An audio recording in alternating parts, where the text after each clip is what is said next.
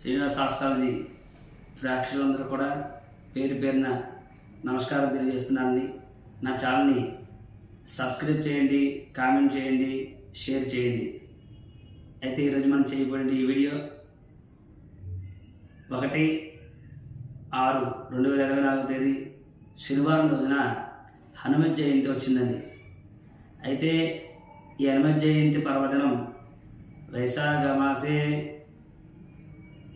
కృష్ణాయాం దశమ్యాం మందవాసరే, వైశాఖ మాసంలో కృష్ణపక్షంలో దశమి తిథిలో శనివారం రోజున ఆంజనేయ స్వామి వారు పుట్టారని, హనుమత్ జయంతి అని చాలామంది పెద్దలు మనకు చెప్పుకుంటూ వచ్చారండి.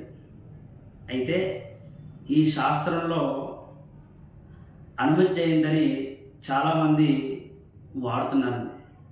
హనుమత్ జయంతి అని వాడడం శాస్త్ర సమ్మతం కాదు.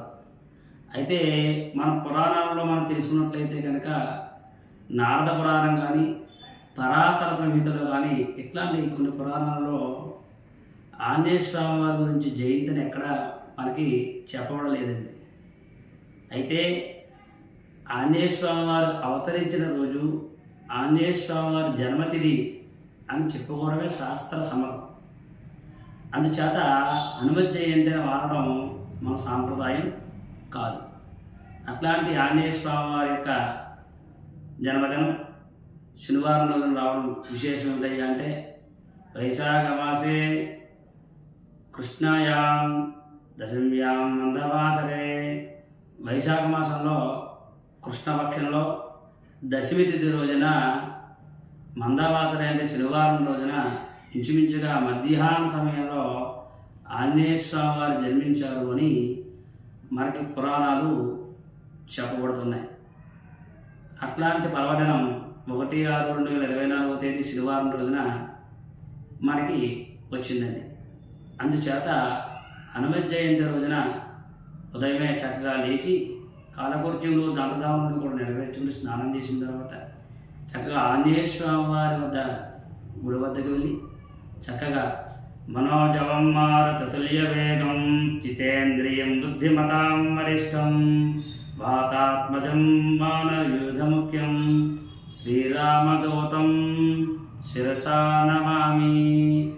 వెళ్ళి వెళ్ళగానే ఆంజనేయ స్వామి వారు నమస్కారం చేసుకొని తర్వాత రామాయ రామభద్రాయ రామచంద్రాయ వేదసే రఘునాథాయ నాథాయ సీతాయ పతయే నమః.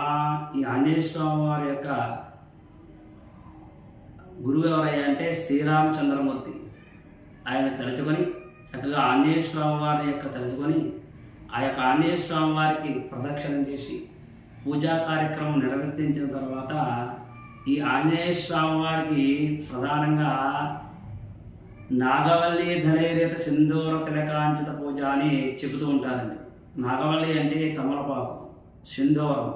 ఈ తమలపాకు మీద ఆ సింధూరంలో కాస్తంత నల్ల నూనె వేసి కలిపి ఆ యొక్క సింధూరాన్ని ఓం శ్రీరామ అని తమలపాకు మీద చక్కగా రాసి ఆ ఆంజనేయ స్వామి వారికి పూజా కార్యక్రమం చేయించిన లేదే ఆ తమలపాకును మాలగా వేసిన ఆంజనేయ స్వామి వారికి చాలా ప్రీతిపాత్రమైనటువంటి ఆ యొక్క తమలపాకు.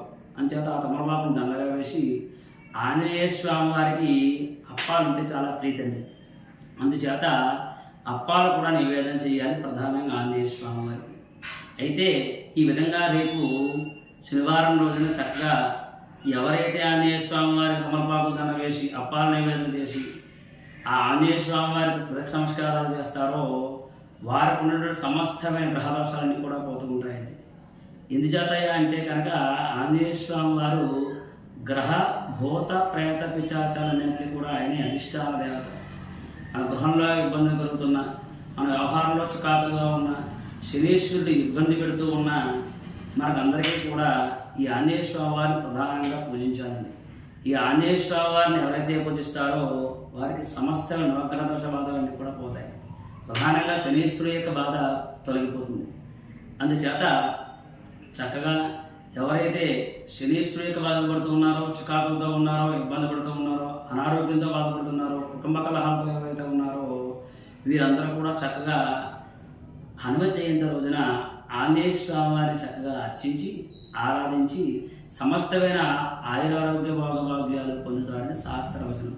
ఆ రోజున ఎవరైతే ఆంజనేయ స్వామి పూజా కార్యక్రమం చేస్తారో వారు చక్కగా నియమనిష్టలతో ఉండాలండి. ఏదో ఆంజనేయ స్వామి దగ్గరికి వెళ్ళాం, పూజ చేసేసుకున్నాం, తమలపాకులు దండ వేసాం, అప్పాలు నైవేద్యంగా పెట్టాం, మనకు అన్ని గ్రహబాధలు పోయాయని చెప్పేసి వీళ్ళు మెధా ప్రకారంగా ప్రతిరోజు ఎలా చేస్తారో మధుమాంసాలని స్వీకరిస్తూ ఉంటారు. అలా స్వీకరిస్తే మళ్ళీ మనం చేసేటువంటి పూజా ఫలితం అంతా కూడా బూడిదల కోసం పన్నీరే తప్ప ప్రయోజనం ఏమీ ఉండదు. అందుచేత ఆ యొక్క జన్మ జయంతి రోజున చక్కగా ఆంజనేయ స్వామి అర్చన ఎవరైతే చేస్తారో వారు నియమనిష్ఠులతో ఉండాలనేటువంటి శాస్త్రవచనం. ఆ ప్రకారం ఆంజనేయ స్వామి వారి యొక్క అనుగ్రహాన్ని పొందండి. ఈ చూడండి, మనం ప్రధానంగా ఇంట్లో చిన్నపిల్లలు ఉంటూ ఉంటారు. చిన్నపిల్లలు ఉంటున్నవాడు సాయంత్రం పూట ఏడుస్తూ ఉంటారు, చికాకు పెడుతూ ఉంటారు. అట్లాంటప్పుడు మనం ఏం చేస్తాం, ఆ యొక్క సింధూరం చేతితో పట్టుకొని ఆంజనేయ స్వామి వారి యొక్క దండకం చదివి ఆ యొక్క చంటి పాప కానీ బాబు కానీ బొట్టు పెట్టినట్లయితే కనుక ఒక చికాకులు తొలగిపోతాయని మన పెద్దవారు చెప్తూ ఉంటారు. మన ఇంట్లో తరచుగా పారాయణ చేస్తూ ఉంటారు. ఈ హనుమత్ జయంతి రోజున ప్రధానంగా ఎవరైతే నవగ్రహ బాధపడుతూ ఉన్నారో లేదా శనీశ్వరుడు బాధపడుతూ ఉన్నారో వారు ప్రధానంగా రేపు చేయవలసినటువంటి పారాయణం ఏమిటాయి అంటే హనుమత్ కవచం. హనుమత్ కవచాన్ని తప్పనిసరిగా పారాయణం చేయాలండి. ఈ హనుమత్ కవచాన్ని పారాయణం చేయడం వల్ల కవచం అంటే మనకు రక్షణ అండి, ప్రొడక్షన్ అనమాట. హనుమత్ కవచాన్ని మనం పారాయణం చేసినట్లయితే ఆంజనేయ స్వామి వారు మనకి కవచంగా ఉండి రక్షిస్తూ ఉంటారటండి. తర్వాత హనుమత్ చాలీసా కూడా ప్రధానంగా ఈ రోజున చదవాలండి. తర్వాత ప్రధానంగా శ్రీ హనుమత్ బడవాలన స్తోత్రం, ఇది కూడా చదవడం వల్ల సమస్తమైనటువంటి భూత ప్రేత పిశాచ ఉపద్రవాల నుంచి కూడా మనం బయటపడతాం. ప్రధానంగా మనం చేయవలసింది హనుమత్ కవచం, హనుమత్ చాలీసా, తర్వాత హనుమత్ బడవాలన స్తోత్రం. ఈ మూడు కూడా హనుమత్ జయంతి రోజున పారాయణం చేయాలండి. ఇంకా గ్రహాలతో బాధపడుతూ ఉంటే వాళ్ళు ఆంజనేయ స్వామి వారికి చక్కగా అభిషేకాదులు, సింధూరం తమలపాకుతో అర్చనాదులు, ఇంకా కావాలంటే మనసోక్తం హోమాదులు ఇట్లాంటివన్నీ కూడా ఆ రోజున చేయించవచ్చు. ఏది ఏమైనా హనుమత్ జయంతి రోజున ఎవరైతే ఆంజనేయ స్వామి వారు పూజిస్తారో అర్చిస్తారో వారికి సమస్త నవగ్రహ దోష బాధలు పోయి శని బాధలు కూడా తొలగి ఆయురారోగ్యాలతో భోగభాగ్యాలతో సుఖశాంతులతో ఉంటారనేటువంటి శాస్త్రవచనం. ఓం నమః శివాయ.